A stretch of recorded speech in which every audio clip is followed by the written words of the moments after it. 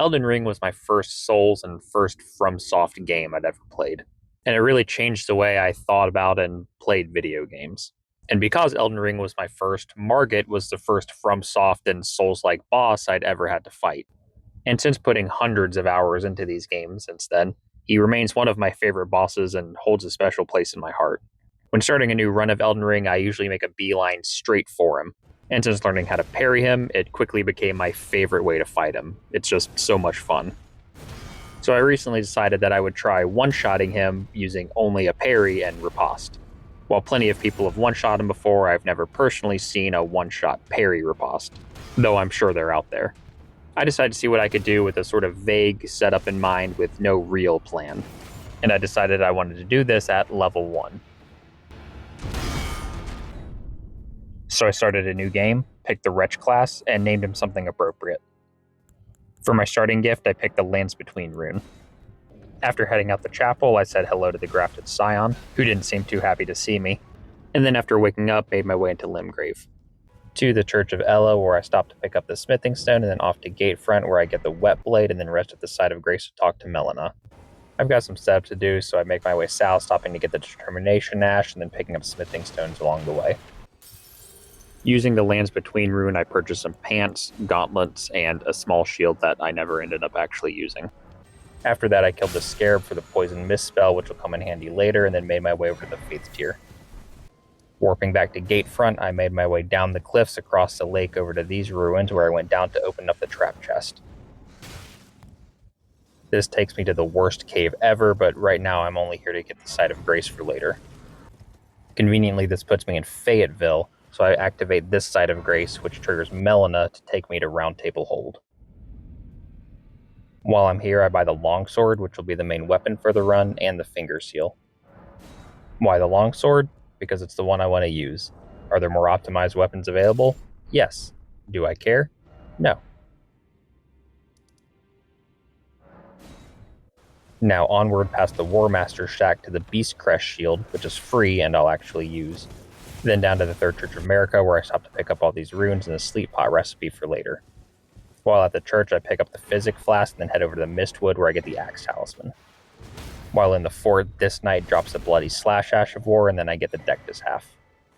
Then warping back to Caelid, I stop at this merchant to get the Great Helm because it looks cool. Then it's over the bridge to get the Smithing 3 from behind this tower, and then up and around to get the 6 on top of it. Inside the castle, I open up the shortcut door and then grab the Smithing 5 that's behind it. There's another 5 on top of the Pumpkinhead Tower, and then a 3 right below it. Another 4 on the platform up ahead, and then I run past the Abductor to get the Red Hot Wet Blade. Just past it, there's a final Smithing 6 on top of the tower. Warping back to the Celia Crystal Tunnel, I make a mad dash through for the 8 Smithing 5s inside. Now back to the Third Church of America, I hit the teleporter behind it to get to Dragon Barrow. Up to Fort Ferrith, where I pick up the second Dectus Half, and then down to pick up Radagon's Sword Seal. After that, and just south of the big dragon, I baited the smaller dragon to crack open this statue for 3 more Smithing 5s. Now just to the west of the Fort Ferrith side of Grace, head down and then back up this Spirit Spring to pick up 2 more Smithing 7s and a Smithing 8. Back at Stormhill, I make my way past Castle Stormvale, across this bridge, and then down these rocks to get the Scarab, which drops a Stormwall Ash of War. Then after that, I head all the way around to Liurnia to the Purified Ruins, where I pick up the Faith Talisman.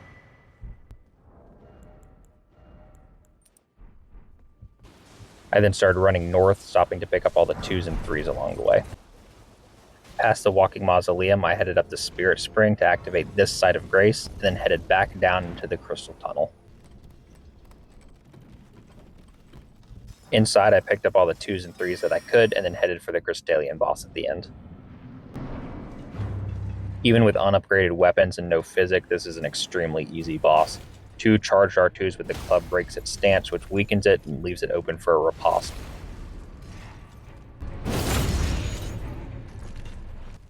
Then it's almost completely stun locked with the standoff skill from the longsword.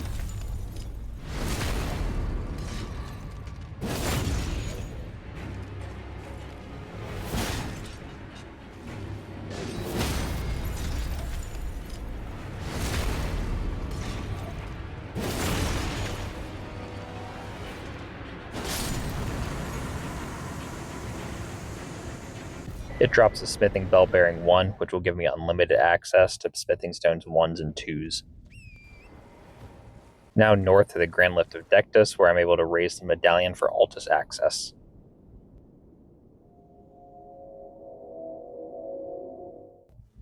In Altus is north to the Erdtree Gazing Hill, and then off to Mount Gelmir. Pushing forward to the top of the castle where I picked up the Fire Scorpion charm, and then out past the Magma Worm to get this Rune Bear to break this statue for 3 more smithing 5s. Past Maggie and over these rocks, I start climbing up Mount Gelmir. I then stop at this merchant to buy the Confessor set to almost complete the look. Over the bridge to the 9th campsite Site of Grace, where I go up and around the crater to make my way back down the mountain to pick up the Golden Vow spell from this shack. While I was here, I got invaded by Mildred, but she didn't seem like she really wanted to fight.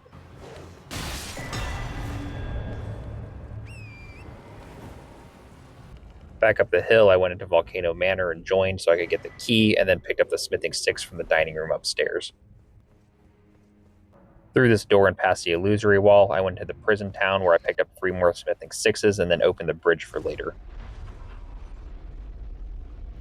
Warping back to Altus, I head into the sealed tunnel where I pick up the smithing bell bearing 2, giving me unlimited purchasing access to smithing stones 3 and 4. I then warped back to the 9th campsite on Mount Gelmir, where I memorized Poison Mist and changed all my flasks to Baja Blast. Heading up the Spirit Spring and sneaking around, I was able to sneak up behind the Falling Star Beast and start spraying poison into his butt. This may not be the most honorable way to fight, but my counterpoint to that would be he's really hard and I don't like fighting him, and he's made of smithing stones.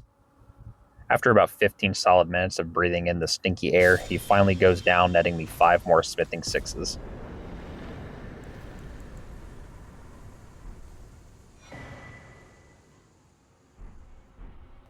With all that out of the way, I head back to Round Table Hold, where I make sure I have 12 of each smithing stone, and then head to upgrade my longsword, which I'm able to get all the way up to plus 19. I then gave it the Determination Ash and gave it the Flame Art Infusion. This will let it scale with Faith and do split fire damage, which at this level is the best damage type against Margit. I'm still not completely done, so I head back to Kale to purchase all of his cracked pots, the crafting kit, and then the cookbook to make holy water pots. Just up the hill is the Groveside Cave, which has another cracked pot in it and a werewolf that I kill for some extra runes. Just behind the first steps, I head down the Spirit Spring to the coast and then into the coastal cave where I easily take out the demi-human chiefs. They drop the most important item of the run, the tailoring tools. This allows me to alter the Confessor set to make the best looking armor combination in the game, because fashion is more important than stats.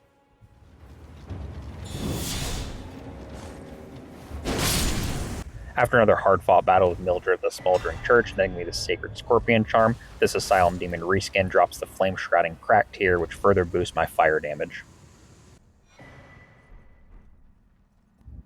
Warping back to the Prison Town Church, I craft a few sleep pots and head through the temple to meet Rosie O'Donnell. Even though my reaction time was terrible, I was able to score a direct hit with the sleep pot, putting him down. While he sat down for his nap, I buffed with the Faith and Charge attack tier before healing and casting Golden Vow. I forgot that sleep pots take FP, so I had to chug a Baja Blast before casting Flame Grant me Strength, and then swapping to the Axe Talisman. Then I two-hand the sword, run up to him, cast Determination, and then hit him with 3 charged R2s. This breaks his stance, which leaves him open for a riposte. After that, immediately throw another sleep pot, which puts him back to sleep. I then top off on FP, and then just repeat the process 2 more times.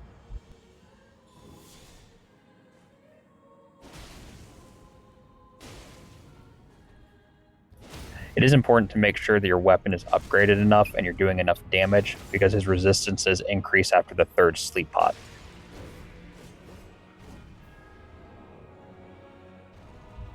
Luckily, I've done enough setup to where I'm able to do this without any problems.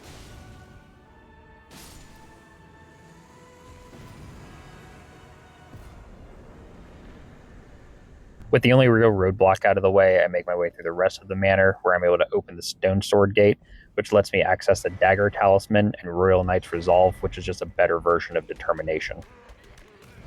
I head back to Round Table Hold to purchase the rapier, which I put Bloody Slash on. Finally decided it's time to stop messing around and actually face Margit to see what kind of damage I can do so far.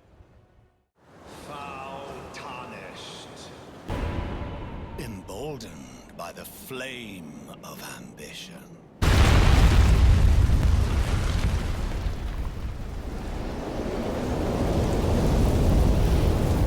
Someone must extinguish thy flame.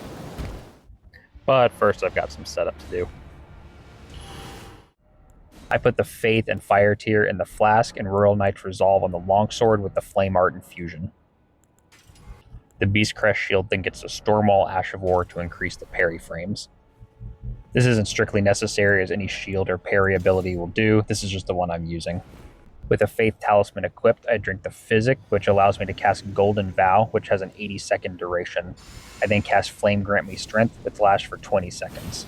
I top off an FP and make my way through the Golden Fog, switching to the Dagger Talisman as I do. The Jumping Slam is by far the best move he can start with. It gives me plenty of time to cast Royal Knight's Resolve, and then move in for the parry.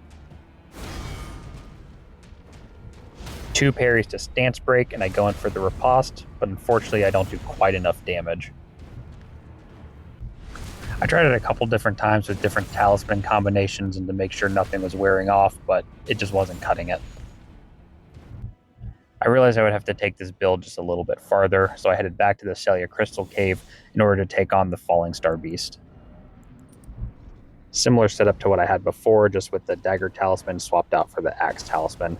Luckily, the upgraded Longsword makes pretty short work of him.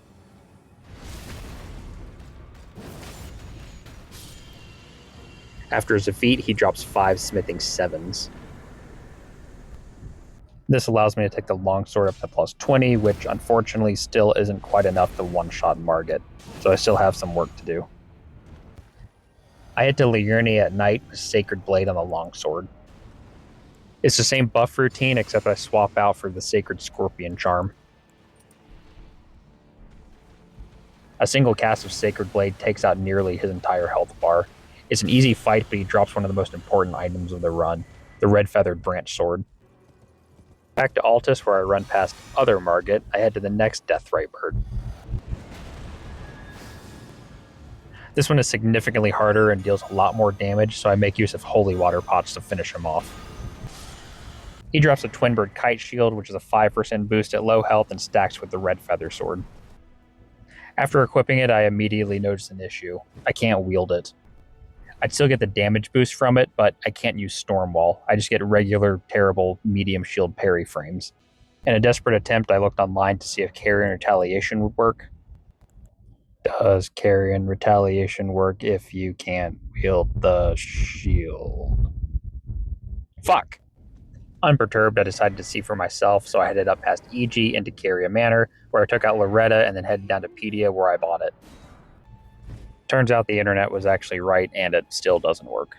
I'm going to need to boost my damage even further, so I head back to Mount Gelmir and into the Seedwater Cave. Inside is a Servant of Rot duo who can be pretty tricky as they hit like a freight train. Despite their high damage, they're weak to fire and have really low poise. A single guard counter is enough to break their stance. As long as I'm really quick and get a little bit lucky, it's not too hard of a fight. I'm able to take them out pretty quickly.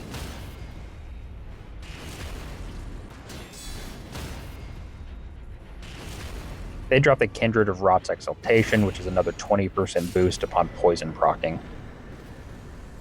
After that, I went on a quick shopping trip to get the cookbook to make fetid pots, and then gold poop and mushrooms to actually make them. I then went back to Margit to try to see how much damage I was doing, and to try to dial in the balance between losing health from poison and meeting Red Feather Branch Sword range. Using Bloody Slash on a rapier allowed me to do damage to myself, and because I couldn't wield it, it didn't use any FP. My buffing strategy started with me switching to the Faith Talisman, and then using Bloody Slash twice with the rapier. I then unequip it to get back down to medium load, and then drink the Physic with the Faith and Fire tier again. I then cast Golden Vow, and while that animation is buffering, I switch over to the Poison Talisman. Then it's Flame grant me Strength, and then I top off my FP. After the Fog Wall, I throw a Fetid Potch, which poisons myself and activates the Poison Talisman, then I quickly switch over to the Red Feathered Branch Sword. He did the Jumping Slam, which was what I wanted, but I ended up behind him, which was not ideal. He unfortunately did his tail attack, but I was able to get the next two parries off perfectly. And with the Riposte, this happened.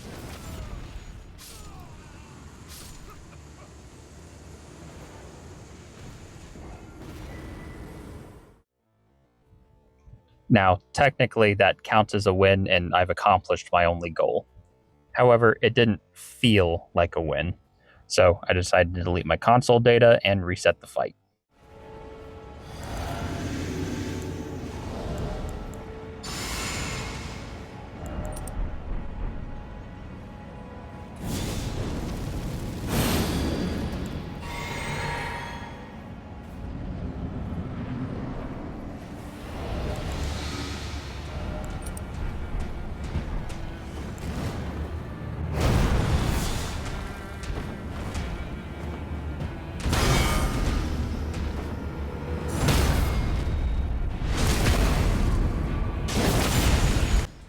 And there you have it, one-shotting Margit with the Riposte. It is possible at level 1.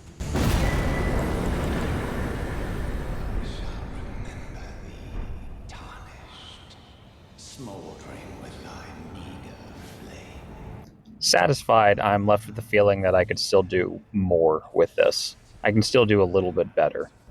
I restricted myself to no major bosses and the highest weapon level I could feasibly get. What if I was able to upgrade my weapon a little bit more and maybe get some more talisman slots? So I deleted console data again to reset Margit and headed off. My first order of business is a plus 23 weapon, which is the highest level available before Mountaintops of the Giants, at least as far as I know and without DLC, but I'll get to that later. I can do that by progressing Ranni's questline to get to Moonlight Altar, or I could go up to Weeping Peninsula, climb this tower, and open this trap chest. That puts me in this early preview version of Lindell. Normally, you're only supposed to have access to this small platform with the elevator stuck at the bottom, but by exploiting some iframes and wonky collision, I can fix that. I head over to Liurnia to take out this tree for the Ruptured Cracked tier.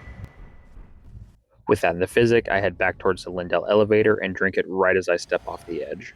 I hit R1 just as the bubble bursts, which somehow allows me to survive the fall. And after activating the elevator, I now have full access to Lindell.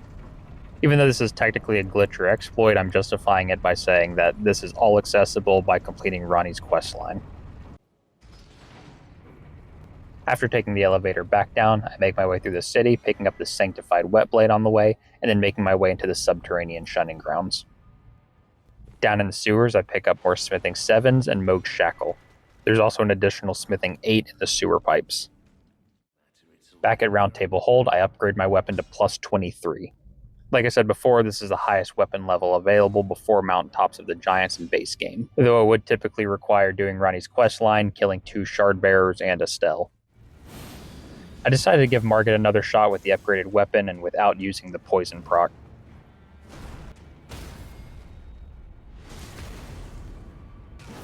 Unfortunately, the damage still isn't quite there. I experimented with a few different combinations, but the damage always fell just a little bit short. And while there are technically more ways to boost damage, like with madness buffs, I'm trying to keep this as simple as possible. The only real way to do this is to get more talisman slots. And the only way to get more talisman slots is to kill Shard Bearers. And if I'm going to go after Shard Bearers, I might as well start with Radahn.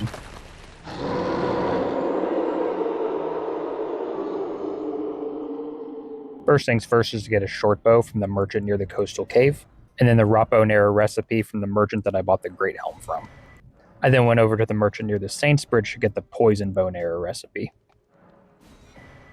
I then headed over to the War Master Shack to fight the Bell-Bearing Hunter, but unfortunately forgot to record it. He drops the Bone Peddler's Bell Bearing, which lets me buy unlimited beast bones. I then upgraded the short bow to plus 12 because I figured that was good enough, and then headed into Celia so I could look at this painting. Warping back to Fort Ferrith, I used a Spirit Spring to get all the way to the bottom of the cliff, where I find the Rain of Arrows Ash of War, which is only available if you look at that painting from before. Before I take on Radahn, I decided to take on Coldshade Godfrey, and before I take him out, I decided to take out this Erdtree avatar for the Lightning tier. That mostly wasn't worth it, as physical damage would have probably been better, but I already had the Sanctified Wet Blade to lightning infuse the longsword. I do the standard buffing routine, but I swap out the Faith Talisman for Radagon's Sword Seal for a little bit extra dex, which will help scale the lightning damage.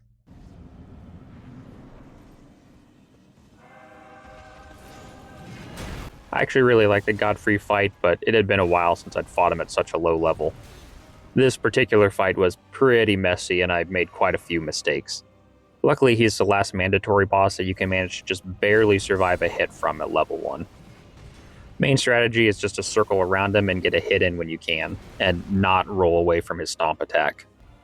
A fact I continuously failed to remember. The best way to avoid it is to just jump over it. If you have enough stamina, you can also just block it and take the opportunity for a risky guard counter. It worked out for me in this instance because it led to the stance break and allowed me to finish him off with the riposte. This got me my second talisman pouch and one step closer to my goal. Now it's Radahning time, so I craft some rod and poison arrows and put the Rain of Arrows Ash of War on the short bow. Also, I had picked up some serpent arrows from somewhere, so I just decided to go with those for now. And then tell Jaren I'm ready to go, and then head into the teleporter. While Radahn isn't the hardest boss at a low level, he can be pretty tricky with low health. My main strategy was just to pepper him with the rod and poison arrows using Rain of Arrow and let the summons do most of the work. I then just sort of avoided damage while letting the rod and poison tick down his health and resummoning as necessary. Eventually, Blyde and Alexander bravely defeated him while I just sort of rode around like a coward. Now it's Renala's turn, so I pick up the Academy key and then head through the gate to get into Hogwarts. I then head up the water wheel.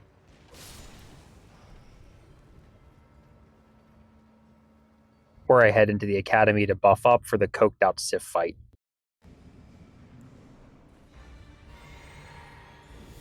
There's not a lot to say here, as it's pretty obvious the plus 23 longsword makes pretty quick work of him. I got lucky with some good RNG and was able to finish the fight off in 3 hits. And then even though he's optional and easy to cheese with the elevator, I can't not parry Moongrim.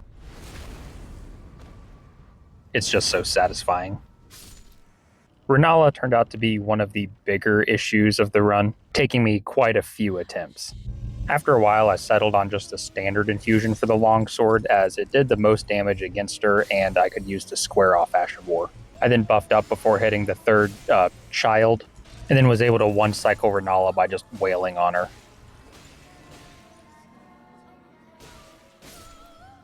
She always starts off the second phase with her laser beam attack, which can be avoided by just running to the side. The damage isn't the issue at all, it's the fact that she just floats away from you every time you get close. I guess this is payback for what I just did to her son. Most of the fight is just running from her bullshit magic and summons attacks and trying to get a hit in when you can.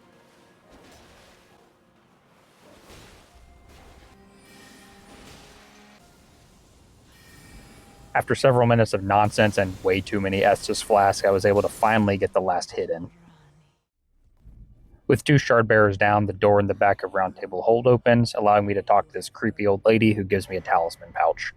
Now it's back to Altus Plateau, east and down to the ruins to take on the Demi-Human Queen. A few R2s make quick work of her, and then I'm able to get the Ritual Sword Talisman from the chest behind the fog wall. With all that out of the way, it was time to take full advantage of the build. With the Faith, Fire, and Dagger Talisman, it's just a standard simple buff routine with a single talisman swap. This time to Ritual Sword, then his Flame grant me strength, top off, and walk through.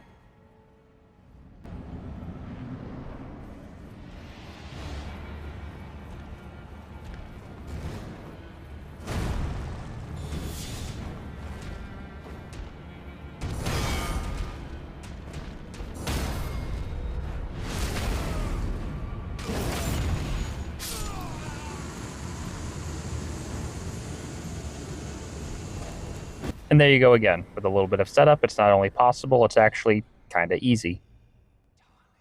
Okay, but what if it could be even easier? What if I could get a fully upgraded weapon? Or some new physics tiers and talismans?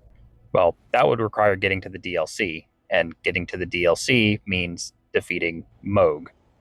So I head back to Lyrandy to talk to Vare, who wants me to kill Magnus, so that he can give me a cloth to dip in maiden blood. So I head off to Weeping Peninsula to kill Irina, but that feels wrong. So I head to the Church of Inhibition to find this already dead lady who gives me her blood.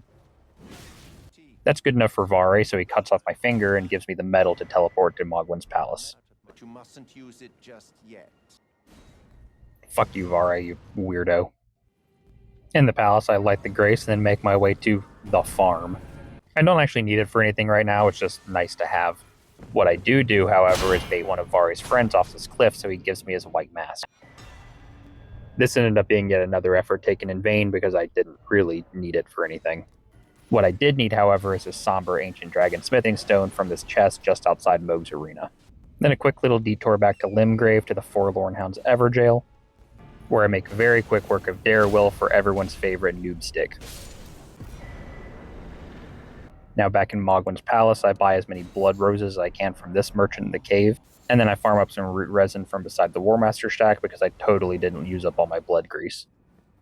Okay, so there's a couple different ways you can get rid of Moog pretty quickly, even at level 1. The glitch where you fall off the map while holding the healing spell still works as of the posting of this video, but with Tarnished Edition around the corner, who knows if that's going to change. Instead, I wanted to do a patch-proof and more legit way of getting rid of him by scripting him with the Bloodhound's Fang.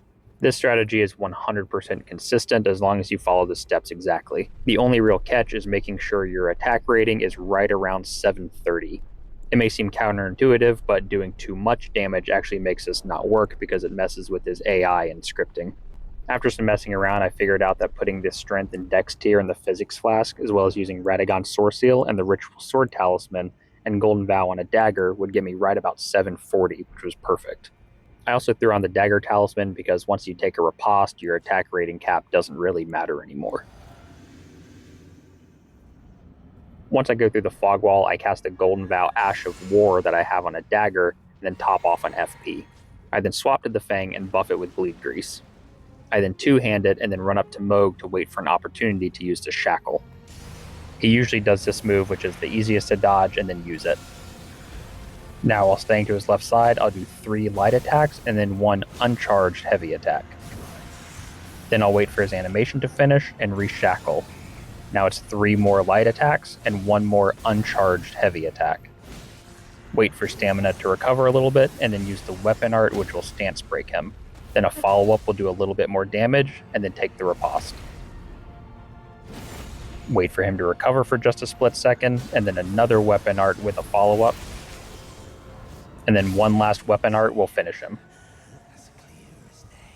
And there's your 30-second Moog fight and DLC access at level 1. And now it's time to touch the dead guy's hand and head to the Land of Shadows. Start out by picking up as many Shadow Tree Blessings as possible and heading to the Suppressing Pillar where on top there's an Ancient Dragon Smithing Stone. Then I head to the top of the Fort of Reprimand where there's a chest with 4 Smithing 8s. Now another trip to Round Table where I'm able to max out the longsword. I then spend the next couple minutes getting more Shadow Tree Blessings as well as some hefty pots and getting my blessing level up to 10. I then decide to take another crack at Margit, and it turns out, yeah, the plus 25 longsword can one-shot him. And that was with the standard buff routine with the Faith, Dagger, and Ritual Sword Talisman with the Faith and Fire tier. So I've accomplished my goal and demonstrated multiple times that this is very possible, but now I just decided to make it as stupid as I possibly could. So I headed underneath the Shadow Keep and took a coffin ride to the ruins of Unti, or however it's pronounced. There are 2 furnace golems down here that drop tiers that'll massively improve my damage. The fights are a little bit long and tedious, but they're really not that hard. I just whacked away at their legs with the standard infused longsword and jumped over their fire attacks. After enough damage, they'll eventually go down, where I'm able to riposte them.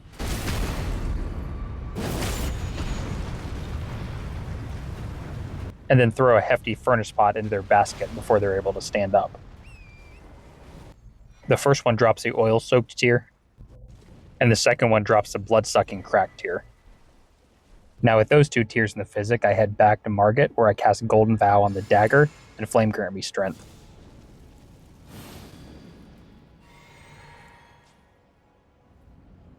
On the other side of the fog wall, I use the Flaming Strike Ashavor with the follow-up to buff with fire damage, and then drink the physic last. Just by standing next to him, he gets coated in oil, which will buff my fire damage.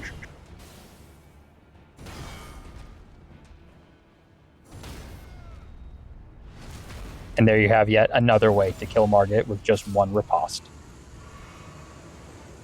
Out of curiosity, I stacked as many buffs as I could to see if I could do this with a guard counter, but fell quite short. I'm pretty satisfied that I've done as much as I can at level 1, so I decided to allow some level ups to see what kind of damage numbers I could pull then. I did this by sweeping all the bosses in Limgrave and Weeping Peninsula, as well as Ainsel River and a few in Caelid. I then hacked away the Defense's Dragon for a little while, popped all of my remembrances, and finally took out O'Neill. That got me to about level 60, with 20 strength and 30 faith being the relevant stats here. And now with all of that out of the way, it was time to take on Margit one final time.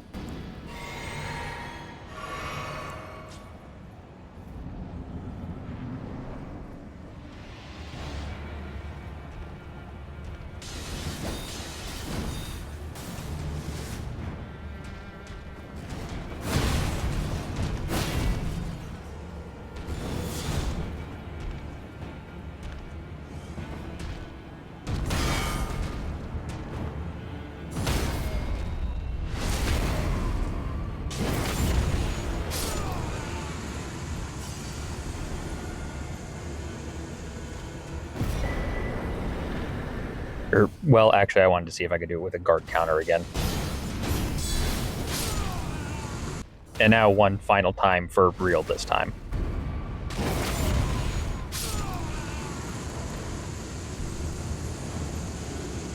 So this was actually a really fun challenge to take on, and I'm pretty happy with the way it turned out. I think I figured out the easiest and most consistent ways to take this on. And the only real question is, what do I do next? Right now, though, I think this is where it ends, at least for now. The journey is far from over, but the battle has been won.